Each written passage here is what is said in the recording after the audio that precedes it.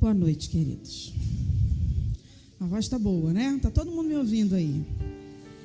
Eu vou pedir que você me acompanhe e esteja pronto para pensar, porque eu preciso muito que você me acompanhe hoje de uma maneira guiada, tá?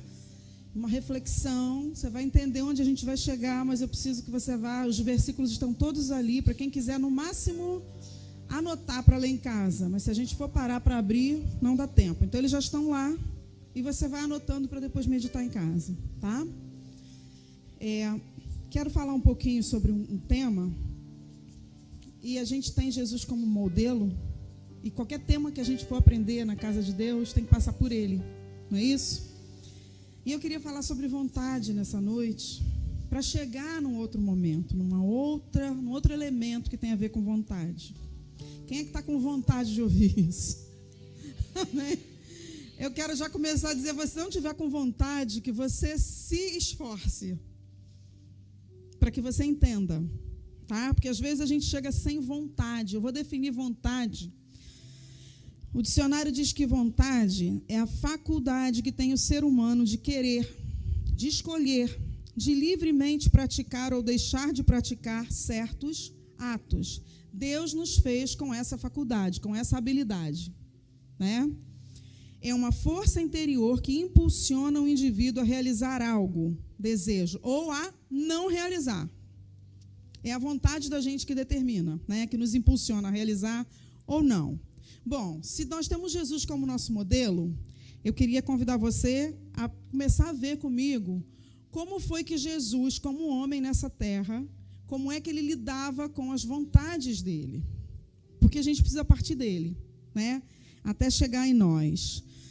Como Jesus lidava com as próprias vontades? Como que ele agiu? Vamos começar vendo João 5:30. Jesus disse assim: eu não posso de mim mesmo fazer coisa alguma. Como ouço, assim julgo.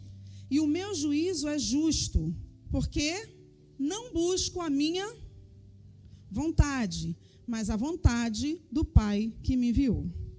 Amados, a gente vai encontrar uma série de trechos bíblicos em que Jesus diz isso, tá? Nós não vamos pegar todos aqui, eu só quero pegar alguns para isso ficar didático, para a gente entender que Jesus deixou muito claro, através de exemplo de ensinamento, que ele não veio aqui para buscar a vontade dele, sendo Deus. Amém?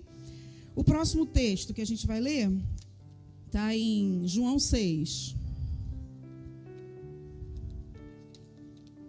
João 6, Jesus diz assim: porque eu desci do céu, não para fazer a minha vontade, mas a vontade daquele que me enviou.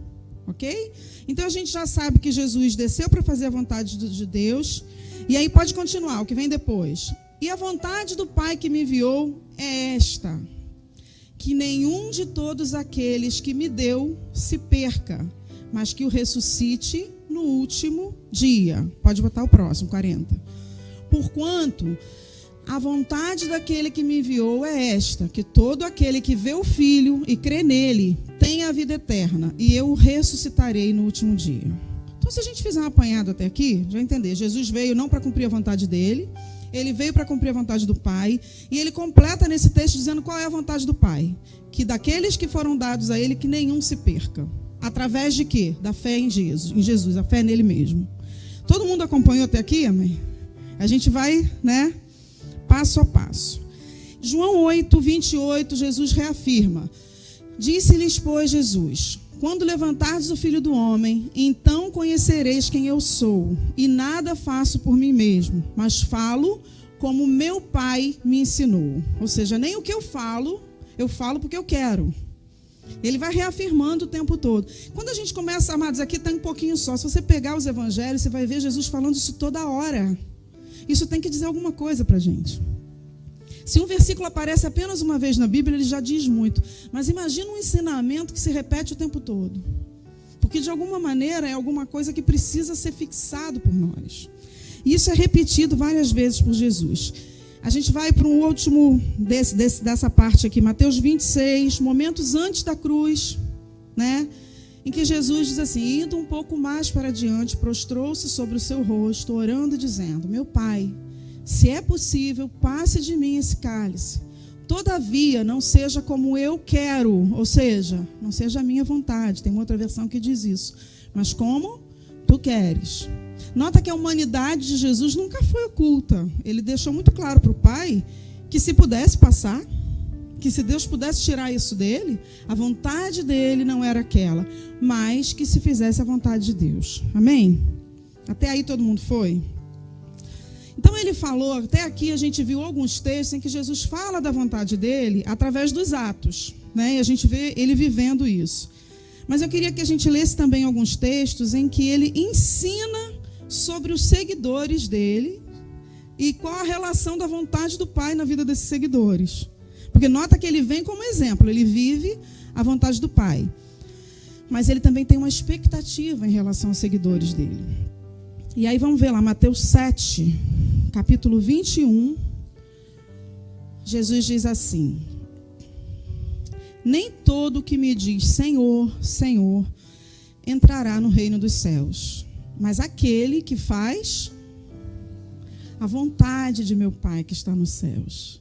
Então nota, amados, que a vida de Jesus é primeiro um exemplo. Ele diz que ele faz a vontade do Pai, e agora ele, tendo autoridade para ensinar, porque viveu isso, ele começa a dizer: nem todo mundo que está andando atrás de mim, dizendo que eu sou o Senhor, vai entrar no reino dos céus, mas aquele que faz a vontade do meu Pai.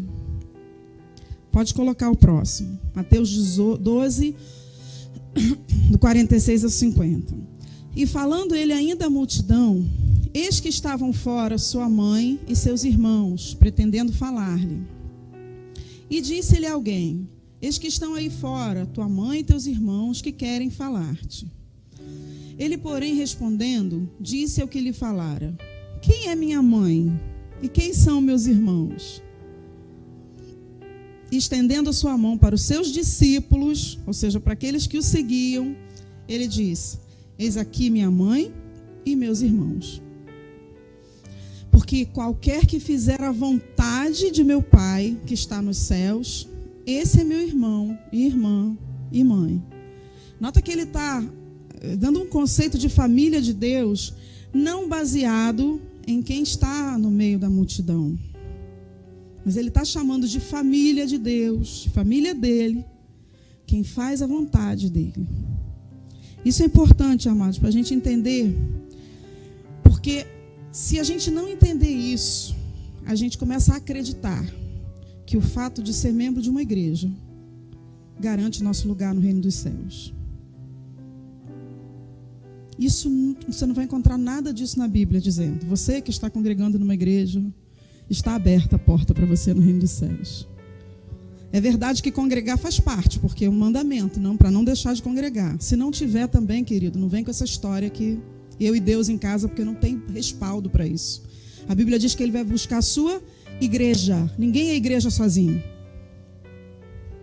Mas ao mesmo tempo, o fato de estar fisicamente no que a gente chama de reunião da igreja local, sem observar que existe uma vontade de Deus para a nossa vida, não garante entrada no reino de Deus. E eu queria que você visse comigo mais uma parábola. Essa parábola dá uma pregação, mas eu não vou pregar sobre ela. Mas ela é tão interessante porque ela trata a questão da vontade de maneira muito prática. É a parábola dos 2 filhos, está em Mateus 21, do 28 ao 31. Mas que vos parece? Um homem tinha 2 filhos e, dirigindo-se ao primeiro, disse: filho, vai trabalhar hoje na minha vinha. Amado, você já viu alguma parábola de Jesus chamando o discípulo para descansar?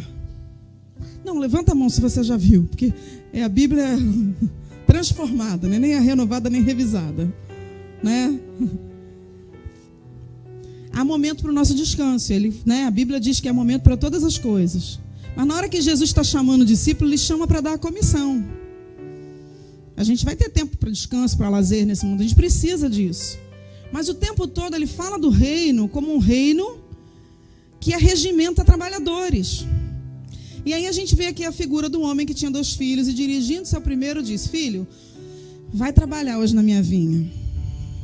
E aí o que o filho diz? Ele, porém, respondendo, disse: não quero. Não quero o quê, amados? Não estou com vontade. Querer vontade. Não quero.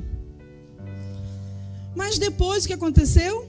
Arrependendo-se, foi. Ele, porém, e dirigindo-se ao segundo, falou-lhe de igual modo, e respondendo ele, disse: eu vou, Senhor. E não foi. Interessante, né? Essas criaturas aqui não estavam muito normais. Não está dentro da normalidade do que a gente imagina. Se alguém diz que vai fazer uma coisa, vai fazer. Se diz que não vai, não vai. Aqui a gente tem pessoas que tiveram um choque de vontade, amados. Não vou entrar muito nesse texto. Mas que na primeira vez responderam de acordo com a própria vontade. Não quero. Mas depois foi, se arrependeu. Não, eu vou. E o outro que prontamente disse eu vou, não foi. E aí Jesus pergunta: qual dos dois fez a vontade do Pai? Disseram-lhe eles: o primeiro. Disse-lhe Jesus: em verdade vos digo que os publicanos e as meretrizes entram adiante de vós no reino de Deus. Eu não vou entrar nesse texto, mas a gente vê essa realidade na igreja, amados, todos os dias. Pessoas que têm uma história na igreja, que vivem, que crescem, que dizem que vão a vida inteira e não vão. E outros, sabe, do tipo que já disseram que não, negavam isso, não queriam saber de Deus, de repente tem um encontro com Ele, abraçam a causa e vão trabalhar para o Senhor, né? Isso acontece em qualquer igreja local, isso acontece na igreja de Jesus. Mas eu quero focar com você a questão da vontade, porque o que Jesus perguntou foi isso: qual dos dois fez a vontade do Pai? Porque Ele também entende a nossa humanidade. Ele sabe muitas vezes que a gente fica num: será que eu vou fazer ou não vou fazer? Mas a gente vai. E Ele sabe também quem são aqueles que cantam músicas lindas para Ele. Dizem: onde quer que me enviares eu vou. Mas não querem compromisso na casa de Deus. Estão dizendo que vão, mas não vão. E aí, eu queria caminhar um pouquinho mais com você dentro disso. Depois dos ensinamentos proferidos por Jesus, a gente ainda tem esse tema sendo trabalhado pelos apóstolos nas cartas, nos livros subsequentes. E aí a gente vai ler só alguns. Efésios 5, 7. Diz assim: por isso não sejais insensatos, mas entendei qual seja a vontade do Senhor. Tem alguma coisa que eu preciso entender no reino de Deus, é a vontade do Senhor, porque é ela que eu tenho que viver. Então é isso que a palavra nos alerta. Efésios 6, 6. Não servindo à vista como para agradar aos homens, mas como servos de Cristo, fazendo de coração o que, gente? A vontade de Deus. Eu queria desafiar você depois a ler sua Bíblia, sublinhando vontade, vontade, vontade, vontade de Deus. Que a gente precisa ser saturado com isso e entender um pouco mais disso. Tem muitos outros textos que falam disso, mas eu queria que a gente lesse, para fechar essa primeira parte, Filipenses 2, de 5 a 11. Pode baixar só um pouquinho, irmão? Só um pouquinho. Eu tenho problema de concentração, amados. Quando eu estou dando aula, um aluno mexeu, eu já fico assim, que eu estou falando, hein? Aí até um som hoje tem que ser mais baixinho. Vamos lá. Aqui eu queria que vocês lessem comigo, amados. Porque isso aqui fala do que Jesus fez com a vontade dele de maneira resumida. O que foi que ele fez e que agora vem como ensinamento para nós, através da Bíblia, do que a gente precisa fazer. Vamos ler juntos? Então vamos lá, 1, 2, 3, vai.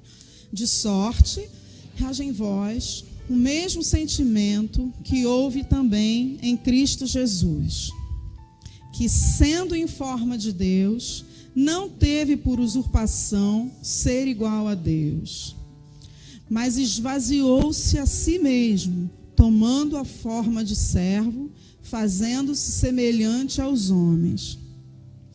E achado na forma de homem, humilhou-se a si mesmo, sendo obediente até a morte e morte de cruz. Por isso também Deus o exaltou soberanamente e lhe deu um nome que é sobre todo o nome, para que ao nome de Jesus se dobre todo o joelho dos que estão nos céus e na terra e debaixo da terra, e toda língua confesse que Jesus Cristo é o Senhor, para a glória de Deus Pai.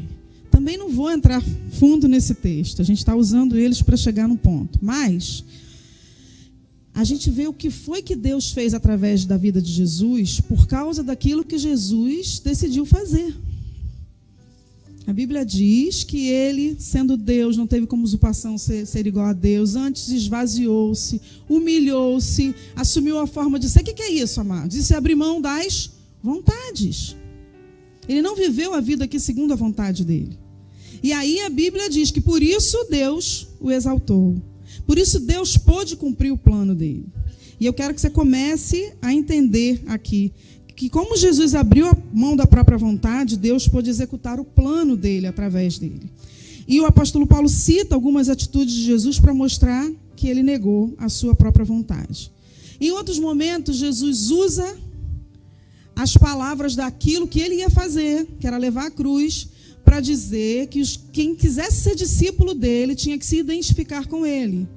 Então, se alguém quer vir após mim, tome a sua cruz dia após dia e siga-me. E aí tem um texto em Mateus 10, 39, em que ele diz: quem achar a sua vida, perdê-la-á. E quem perder a sua vida por amor de mim, achá-la-á. Nós já ensinamos sobre esse texto aqui, né? A gente sabe que quando traduz vida para o português, a gente só tem uma palavra. Mas a palavra que está ali no original grego é psique. Não está falando de perder a vida, embora alguns percam a vida bios, né? Vida, de morrer. Ele está falando de vida da alma. Quem perder as suas vontades, quem for capaz de permitir matar as suas próprias vontades, vai achar. Mas quem continuar nesse mundo vivendo segundo as suas próprias vontades, vai perder. Porque a matemática divina é diferente da nossa. Os conceitos e valores do reino de Deus são diferentes dos nossos. E aí a gente vai entendendo um pouquinho mais do que significa esse tomar a cruz todos os dias, né? Infelizmente, amados, tem gente achando que tomar a cruz é um problema que a pessoa tem, é uma enfermidade. A gente ainda ouve isso. Ah, mas essa é a minha cruz. Não, amada, a nossa cruz é morrer todos os dias. Porque o que Jesus fez na cruz foi morrer. É morrer para o pecado todos os dias. É negar as nossas vontades, tanto de pecado da carne, quanto de vontade de fazer uma coisa que a gente sabe que não é aquilo que é prioridade para Deus. Isso é cruz. Esse é o evangelho, amados, pouco popular hoje. Mas é o evangelho que nos leva para o céu. Por isso que Jesus disse que a porta é estreita. Porque na porta larga, o Senhor é o Pai de todos, venham como estiverem. É verdade que a gente vem como a gente estiver. Mas aí, eu venho e eu começo a conhecer a palavra. Se eu leio a palavra, amados, como um espelho, e ela me diz, isso aqui tá bom, isso aqui você tem que melhorar, eu vou sendo moldado. E eu vou morrendo para a minha natureza antiga.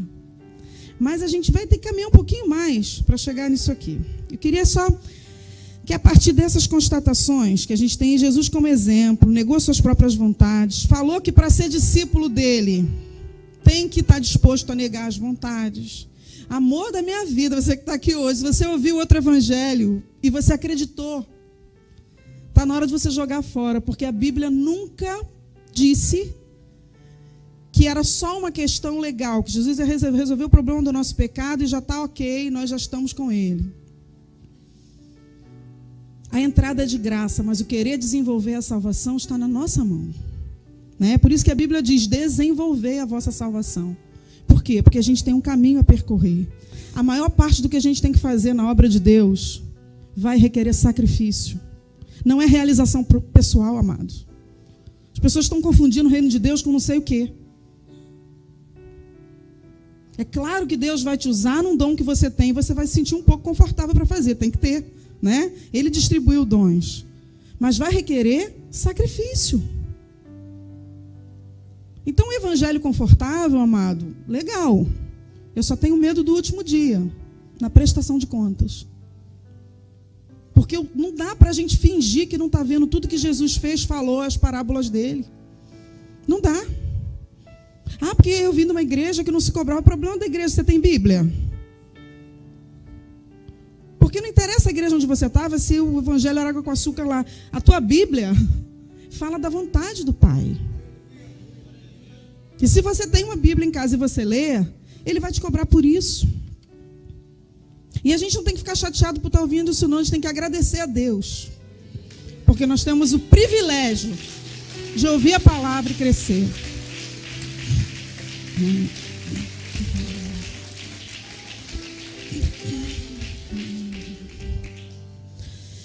Mais uma coisa sobre a vontade de Deus. Vai descendo, amados, em doses homeopáticas. A vontade de Deus para nós traz proteção e bênçãos. Amém? Diga um amém bem forte. Amém. Glória a Deus. Mas fala glória a Deus na continuação. Não terminei, não. Mas também traz tribulações. E essa parte eu não gosto. Eu gosto só das bênçãos, pastora. Eu gosto da vitória. Eu também, amado. E Deus tem um pacote de bênção, de vitória. Ele prometeu, porque Ele faz isso com o filho que Ele ama. Mas quem é o pai aqui que nunca corrigiu o filho, nunca botou situação difícil, nunca cobrou nada? Então não está sendo pai. A vontade de Deus é diferente da nossa. Agora eu fiquei triste com essa parte. A vontade de Deus é diferente da nossa. Não, agora, vamos na boa. Vamos pensar aqui. Se você fosse aí desenhar a tua vontade para a tua vida. Tinha luta? Não. Tinha problema? Tinha enfermidade? Tribulação? Falta de recurso? Não, pelo contrário. Abundância. Gente, fala sério, a nossa vontade, ela é ótima. Acho linda a nossa vontade. Só que a vontade de Deus é diferente da nossa, né? A gente não queria problema, a gente não queria aflição. Irmãos, só que, contraditoriamente, através das provações, tribulações, dificuldades, problemas, que Deus mais usa para nos tratar, para nos transformar, para nos moldar, para nos quebrar, amado. Senão não tem crescimento, não tem transformação. E a gente não entende. Se a gente não entender isso, amados, é muito sério, porque pessoas que não têm revelação disso, às vezes até entenderam no nível da letra, mas elas não têm revelação disso. Na hora da luta, que o negócio aperta, elas têm duas tendências. Uma, fugir. Vou pegar o plano B. Isso aqui não dá para mim, não. Ou então, desistir. Caminho mais com Deus, não. Quem não viu isso? Eu, comecei a seguir Jesus, o negócio apertou pra caramba. Não quero saber mais disso, não. Né? Ou seja, agora que você não está na mão do diabo, você está com raiva. Mas então volta para a mão dele. Fica livre mesmo, sem oposição. É um pensamento meio, né, irmãos? Assim, tem que ter um pouco mais de inteligência também para pensar, para não fazer essas coisas. Se nós não entendermos que a vontade de Deus em nós vai gerar algumas fases mais difíceis e que as provações são pedagógicas, que elas têm algo a nos ensinar, nós vamos ter atitudes erradas diante das provações. E eu quero que você leia comigo um texto de Romanos 5, de 1 a 5. Começa assim: tendo sido, pois, justificados pela fé, temos paz com Deus por nosso Senhor Jesus Cristo. Olha, amado, se fosse só até aqui, estava maravilhoso. Estava batendo com a nossa vontade. Ó. Justificados pela fé, temos paz com Deus por nosso Senhor Jesus Cristo. Gente, perfeito. Mas prossiga. Pelo qual também temos entrada pela fé a esta graça. Continua muito bom. Na qual estamos firmes e nos gloriamos na esperança da glória de Deus. Amém, querido. Está maravilhoso até aqui. Prossiga. E não somente isto, mas também nos gloriamos nas tribulações, sabendo que a tribulação produz a paciência. Está ficando meio difícil, né, amado? E a paciência, a experiência. E a experiência, a esperança. Pode botar o finalzinho. E a esperança não traz confusão, porquanto o amor de Deus está derramado em nossos corações pelo Espírito Santo que nos foi dado. Queria que você fosse acompanhando isso. Mais um texto que fala que a tribulação produz a paciência. Tiago 1, 2 a 4. Meus irmãos, tem de grande gozo quando cairdes em várias provações. Aí o negócio já está ficando mais estreito, né? Mas fica feliz porque você vai cair em provações, sabendo que a prova da vossa fé opera o quê? A paciência. Tenha, porém, a paciência sua obra perfeita, para que sejais perfeitos e completos, sem faltar em coisa alguma. Nós lemos só 2 textos, há outros, mas que falam que uma coisa gera outra. Em Hebreus 10, 36, pode colocar, Sabrina, diz assim. Está aí? Eu não sei se foi. Ah, tá. Porque necessitais de paciência, para que depois de haver desfeito o quê? Possais alcançar a promessa. Deixa só isso aqui, amado, isso aqui dá uma palavra inteira. A gente está querendo alcançar a promessa, amém? Mas quando é que vem a promessa?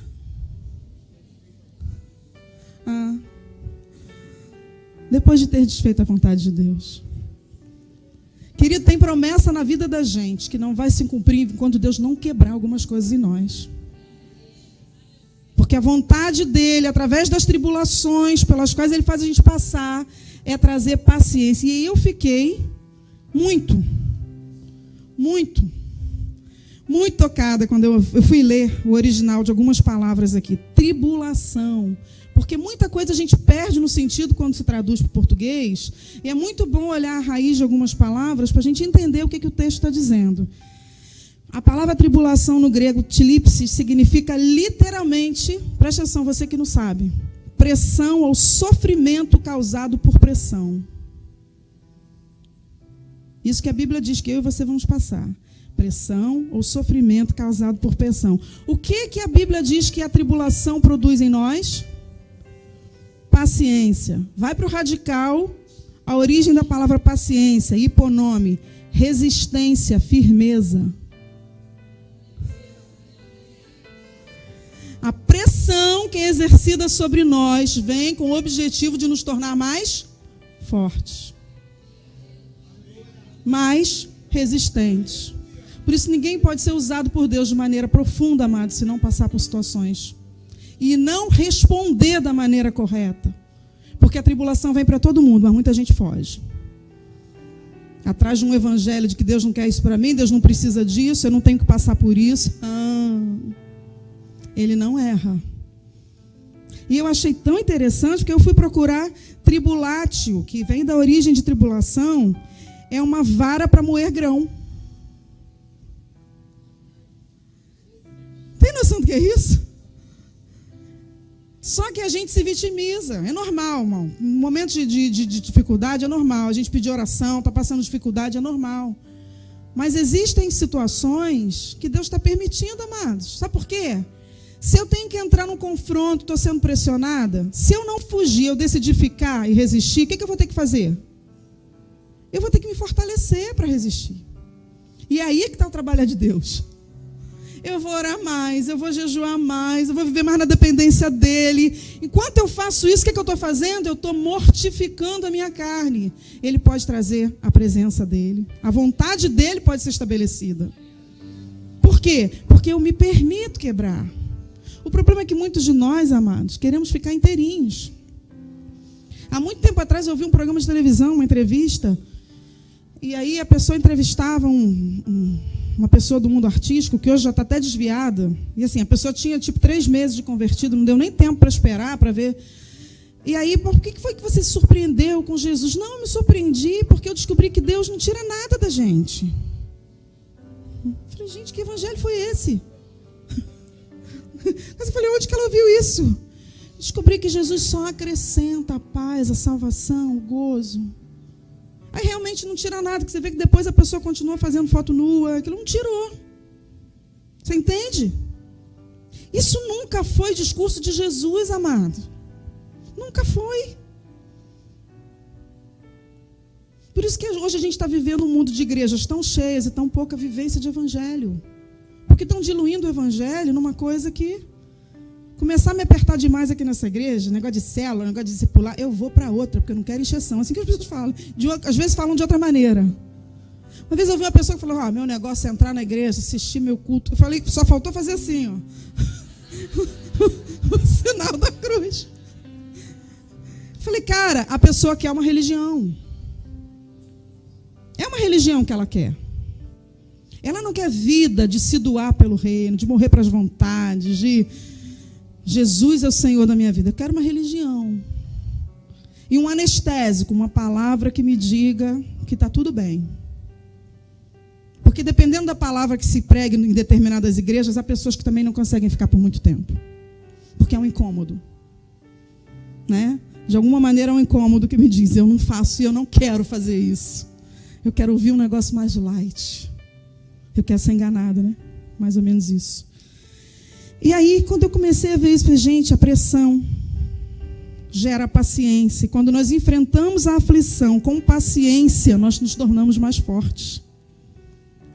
O problema é que muitas vezes nós não temos a postura certa para enfrentar a aflição. A gente murmura, reclama ou foge. Ou se vitimiza. Tem um conceito da psicologia que diz que ser paciente é ter a capacidade para esperar gratificação a longo prazo. E isso diferencia as crianças dos adultos. Crianças querem gratificação a curto prazo. Se não me der, eu choro. O adulto sabe esperar. E Deus está querendo criar em nós pessoas mais adultas, sabe, amados? Eu ouvi há um tempo atrás uma entrevista de um pastor que falou sobre a infantilidade dos púlpitos, né, que a gente tem vivido. Eu achei tão interessante o termo que ele usou. E é isso. A gente está com uma igreja de meninos, com púlpitos com gente pregando mensagem de criança, cuidando das criancinhas na igreja. E por isso a gente tem tão poucos obreiros, porque trabalhar é coisa para adulto. Adulto na fé. Entendam, tá, amados? Existem pessoas que têm muito tempo na igreja, mas não são adultos na fé. Tiago 1, 2, 4. Nós já lemos? Meus amados irmãos. Vê se está aí. Tá, né? Eu vou ler aqui. Meus amados irmãos, considerai motivo de júbilo o fato de passar-vos por várias provações, sabendo que a prova da vossa fé opera a paciência. Tenha, porém, a paciência, sua obra perfeita, para que sejais perfeitos e completos, sem faltar em coisa alguma. Mas eu ainda não cheguei no final das coisas, mas eu quero andar um pouco mais. Eu não vou falar mais de tribulações, tá? Já falei um pouquinho, mas se você for ler depois, você vai ver que, além de nos tornar mais fortes, as tribulações trazem sobre nós um peso de glória, que a Bíblia diz em 1 Coríntios 4,17. E ainda diz que as aflições desse mundo não podem se comparar com a glória que está reservada para nós. Se você espera em Cristo só aqui nessa vida, você vai ficar triste. Ai, meu Deus, tem tanta tribulação aqui, mas lá não tem não, amado. E apesar de tudo, ainda aqui nós somos mais do que vencedores, por aquele que nos amou. Mas eu quero voltar um pouquinho, que eu quero que você me acompanhe. Bom, Cristo abriu mão das próprias vontades para fazer a vontade de Deus. Cristo ensinou que eu tenho que abrir mão das minhas vontades, que a vontade de Deus não significa que eu estou livre de tribulações, pelo contrário. Ele vai permitir que elas venham para trabalhar em mim. Considerando essa realidade bíblica, dá para conceber alguém que pretende fazer na igreja apenas o que gosta? Responda-me, querido. Existe. Mas se encaixa no padrão de Jesus? Não. Existe maneira de servir ao Senhor sem fazer sacrifício? Não. Então, eu queria que você começasse a trazer essa palavra para você e para a sua vida. Para que você começasse a analisar.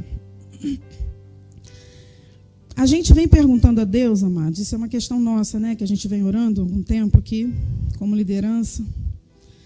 E a gente às vezes não consegue entender, meu Deus, por que a gente tanto tempo ensina sobre o evangelho de renúncia, de compromisso, de se doar? E por que a gente ainda percebe tanta indiferença, mas a palavra que a gente percebe na vida de algumas pessoas é essa, é indiferença. Em relação à igreja onde estão, ao trabalho, à obra de Deus. Isso é uma pergunta que a gente tem feito. A gente sabe que existem algumas respostas, a gente sabe que existe resistência espiritual, mas ainda essa pergunta muitas vezes, por quê? Por que muitas vezes o ensino, ele não chega lá? E a gente, mas Espírito Santo, você não convence? E a gente ora. Por que muitas pessoas não estão sendo convencidas? E eu venho ouvindo uma palavra de Deus há algum tempo, e nessa semana ela ficou muito forte. Hoje eu não ia pregar, eu falei para ele que essa palavra está na minha cabeça. Ele falou, então você vai pregar. Porque tem a ver com vontade, você vai entender por quê. Por que eu fiz todo esse início aqui, da gente pensar, vontade de Jesus, vontade do Pai, porque abre comigo, não precisa abrir não, está ali projetado. 2 Coríntios 5, 14 e 15. Eu ouvi essa palavra sozinha, depois eu ouvi essa palavra dentro do texto. 14, 15 diz assim: porque o amor de Cristo nos constrange, julgando nós assim, que se um morreu por todos, logo todos morreram. E ele morreu por todos, para que os que vivem não vivam mais para si, mas para aquele que por eles morreu e ressuscitou. Às vezes a gente está orando uma coisa, Deus vem com a palavra e fala, Senhor, por que isso? E essa palavra que saltou, amor, ela saltou tanto que ela saltou num sonho até essa semana, constrangimento. Eu queria que você pensasse nessa palavra, porque ela explica todo esse texto. Eu não sei a noção que você tem de constrangimento. Constrangimento é uma palavra que tem vários sentidos, mas tem uma que se encaixa nesse texto, né? Um dos sentidos de constrangido, se você for procurar, é de alguém que está incomodado e é impelido a fazer alguma coisa contra a sua vontade. Já viu quando alguém fala assim, não, fulano foi lá, ele deu uma oferta por constrangimento, porque ficava pedindo tanto. Ele não deu porque ele queria, ele deu porque ele foi constrangido a fazer isso. E eu queria que você voltasse para o texto para entender o que é que esse texto diz. Porque o amor de Cristo nos constrange, julgando nós assim, que se um morreu por todos, logo todos morreram. E ele morreu por todos para que os que vivem não vivam mais para si, mas para aquele que por eles morreu e ressuscitou. Aí você fala assim, mas o que tem a ver isso com a vontade que você pregou, pastora, que não é um constrangimento? Amados, o que é que pode constranger alguém a viver uma vida de doação pelo reino de Deus? Pelo texto que nós lemos. Põe o texto. Eles até sabem, mas eles querem ler. O amor de Cristo. E eu fiquei numa coisa, porque o Espírito Santo dizia, muitas vezes vocês estão achando que vão constranger as pessoas, que o líder vai constranger, que o pastor vai constranger. Se a pessoa não for constrangida pelo amor de Cristo, ela não se doa. Porque constranger é abrir mão da sua vontade para fazer a vontade do outro. Olha o que Jesus disse. Se alguém quiser vir após mim, negue-se a si mesmo, tome sua cruz. Nem todo que diz que me chama de Senhor vai entrar no meu reino, mas aquele que faz a vontade do meu Pai. Qual é a vontade do Pai? Nós lemos no 2º versículo de hoje, que nenhum daqueles se perca. Então, qual é o nosso papel, amados, no reino de Deus? Ganhar vidas e cuidar das pessoas. E o que é que nos constrange a fazer isso? Porque isso dá trabalho, exige sacrifício, não é o que a gente quer fazer. É o amor de Cristo, porque se Ele morreu, eu também morro.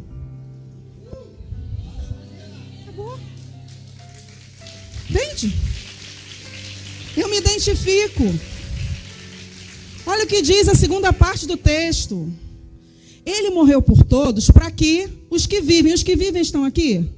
Mas olha o que ele espera de mim e de você. Para que os que vivem não vivam mais para si, mas para aquele que por eles morreu e ressuscitou.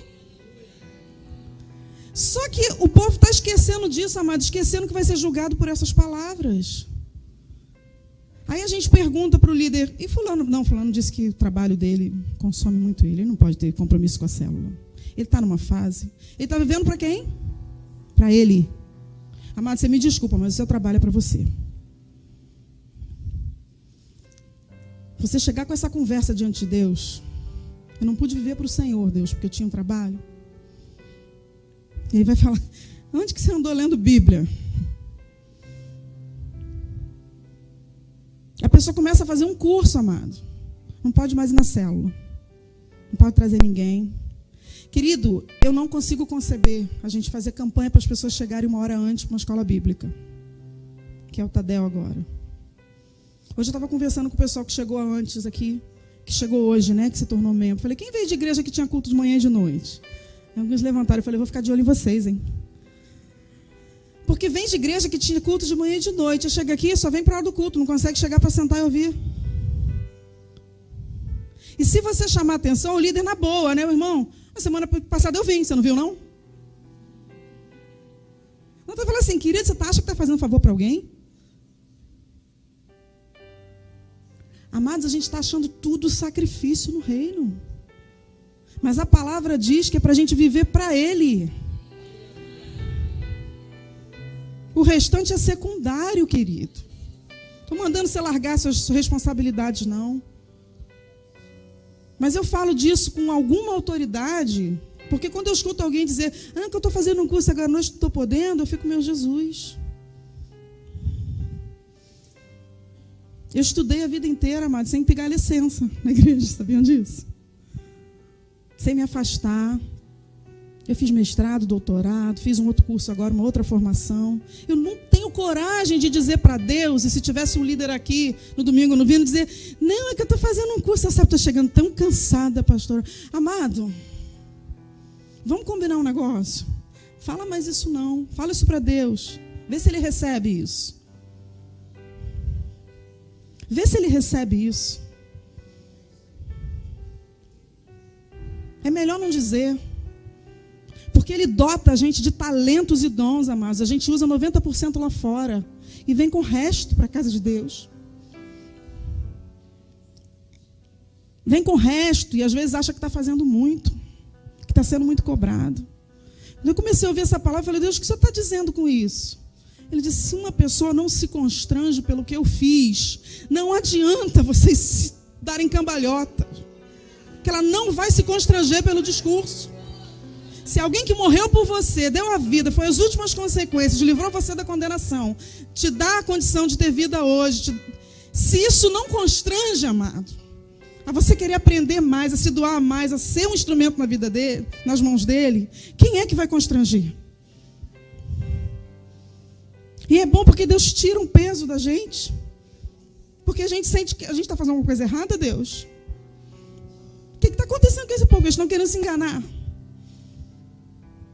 E eles vão ensinar de novo. Amado, tem hora que eu me sinto cansada. Eu vou falar para vocês, eu vou repetir esse negócio. Vou pregar esse negócio de novo. Vou pregar esse negócio de cruz. Que tem que fazer. Senhor, eu quero mais pregar esse negócio, não. Mas é o amor de Cristo que nos constrange, querido. Se Ele morreu, eu morro também. Amém? Por quê? Porque Ele morreu para que aqueles que vivem não vivam para si mesmos, mas vivam por aquele que morreu e ressuscitou. Isso muda. Isso muda. Isso faz eu deixar de ser uma pessoa carregada por outros para ser alguém que diz, Senhor, eu entendi. E se eu não tenho sido constrangido pelo teu amor, Senhor, começa a me constranger agora, porque eu quero viver o que o Senhor quer que eu viva. É uma questão de lógica na resposta. Se aqueles a quem o amor de Cristo constrange e morrem para si mesmos e não vivem para si, subjugam suas vontades, é uma lógica que aqueles que não fazem isso, não fazem porque o amor de Cristo não lhes constrange. E aí a gente vai entender um pouco a relação entre constrangimento e vontade. Lembra que eu te falei a definição de constrangimento? Alguma coisa me impulsiona a não agir pela minha vontade. Amados, é isso que acontece no reino de Deus. Estou cansada. Qual é a vontade do meu corpo? Dormir, descansar. Eu permito que ele faça isso para eu não ir trabalhar? Não, mas eu permito isso para não estar na célula, para não ir para a igreja, para não dizer que eu tenho tempo de cuidar de uma pessoa, acompanhar uma pessoa no crescimento. Querido, tem gente usando o dom para a multidão, sem fazer o que Deus mandou fazer. Eu posso ficar com esse microfone aqui na mão. Se eu não fizer o que Ele me mandou fazer, isso aqui não vai ser desculpa, não. Você pode pegar seu violão, seu teclado, dançar, ensinar lá na classe, pode fazer. Se você não fizer primeiro o que Ele disse, para que nenhum deles se perca, o nosso objetivo é cuidar uns dos outros, querido. Isso é o objetivo. para fazer a vontade dele. Nós lemos o segundo texto, a vontade dele é que nenhum se perca. Onde entra a minha vida para abençoar a vida de alguém? A gente já tem ensinado muito sobre isso. Nós vamos começar um curso de discipulado, amados. Não é para alguns, não é para quem vai discipular, é para a igreja inteira. Uma vez por mês, sexta-feira à noite, você não pode, amado? Que o amor de Cristo te constranja. Porque é um tempo para aprender melhor o que é ser um discípulo, o que é cuidar de alguém. Você podia hoje parar de fazer qualquer coisa na igreja. Isso aqui é o que Deus vai cobrar de você. Estou mandando parar de fazer outras coisas, não. Vocês estão entendendo, né, amados? São crianças. O problema é que a gente se esconde atrás de outras coisas. Já ouvi isso. Não, Deus me chamou para cuidar, não para entrar na vida das pessoas. Que Bíblia que foi isso, amado, que você leu? Porque foi para isso que Ele nos chamou. O resto que a gente faz é para ajustar, para ajudar a edificar. E dá um trabalho danado, amado, esse momento que a gente está vivendo de transição, de desconstruir coisas históricas que estão na cabeça das pessoas, de conceitos errados sobre o que seja o reino de Deus. Eu tenho um chamado, e o meu chamado não envolve cuidar de ninguém. Não é um chamado, querido. Isso é um dom que Deus te deu, que pode ajudar a edificar o corpo, mas não vai entrar na vida de uma pessoa. Eu poderia parafrasear e dizer: o amor de Cristo nos faz sentir incômodo e nos leva a subjugar a nossa própria vontade. Entende? Quando você lê o amor de Cristo nos constrange, posso fazer a paráfrase pelo significado. O amor de Cristo nos faz subjugar a nossa própria vontade. Ele nos traz um incômodo e nos faz subjugar a nossa própria vontade. Logo, se um morreu, todos morreram. Eu sou capaz de morrer, porque eu sou constrangida pelo amor dele. Qual é o nível de constrangimento de alguém que só faz o que quer no reino de Deus? Não vou responder não, tá? Pensa. E dos que quando fogem, fazem constrangidos pelo líder ou pelo pastor. Falando de constrangimento segundo Cristo. Para viver a vida dele, eu tenho que morrer para a minha. Né? Colossenses 3, 1, 5, eu não coloquei aí, mas desfazer e morrer. O reino de Deus não tem remendo, querido. Eu queria que você lesse um último texto antes da gente terminar. Jeremias 18.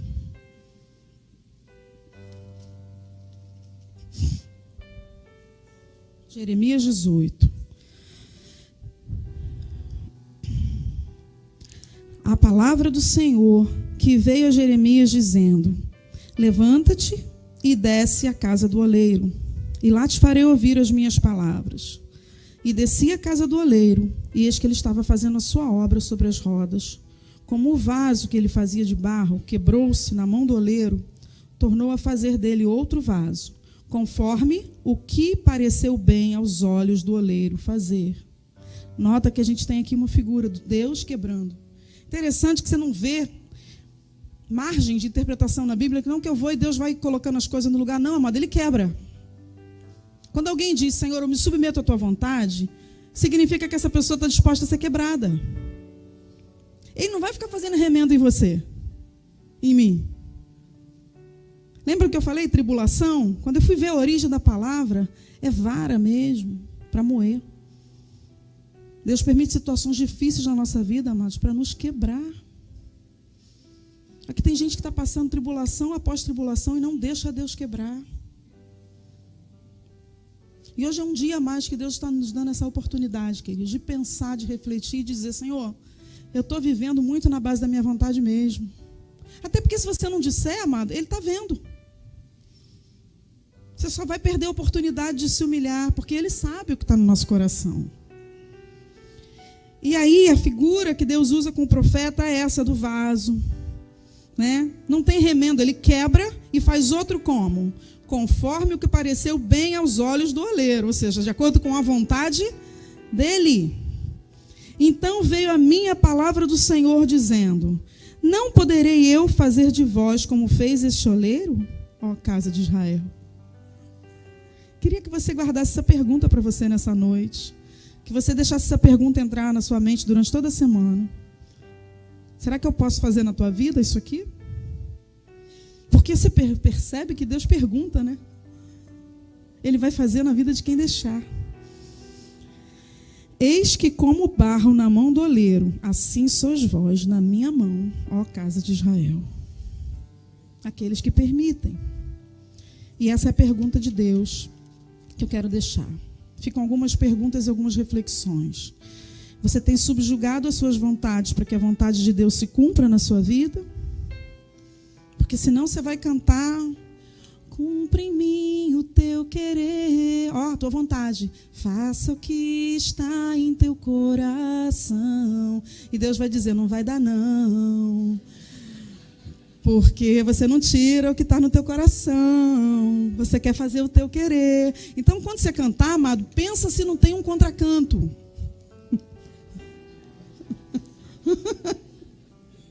Sabe? Porque pode ser que, a gente tem que ser sincero, pode ser que Deus diga assim: até hoje, minha filha, eu estava fazendo contracanto. Então, se você decidir fazer isso hoje, faz direito. Porque nós vamos cantar e o Senhor está vendo o teu coração. Ele está vendo se você está oferecendo mesmo a sua vida ou um restinho dela, um pouquinho dela. Você tem se doado para cuidar de pessoas, constrangido pelo amor de Cristo? Não, porque quando é um peso, amados, não é por constrangimento do amor de Cristo. É simplesmente uma questão religiosa. E Ele sabe que não tem valor. Quando Deus olha para você e faz essa pergunta: eu não poderei eu fazer com você como este oleiro? Qual a resposta que Ele ouve? A gente está vivendo os últimos dias, amado. Não tem nenhuma dúvida disso. E eu acho que todo mundo devia colocar esse texto aqui no quarto. Nem todo aquele que me chama Senhor entrará no reino dos céus, mas aquele que faz a vontade do meu Pai. Amados, que Deus nos abençoe, nos ensine e traga revelação sobre o que é viver a vontade dele. Amém? Amém.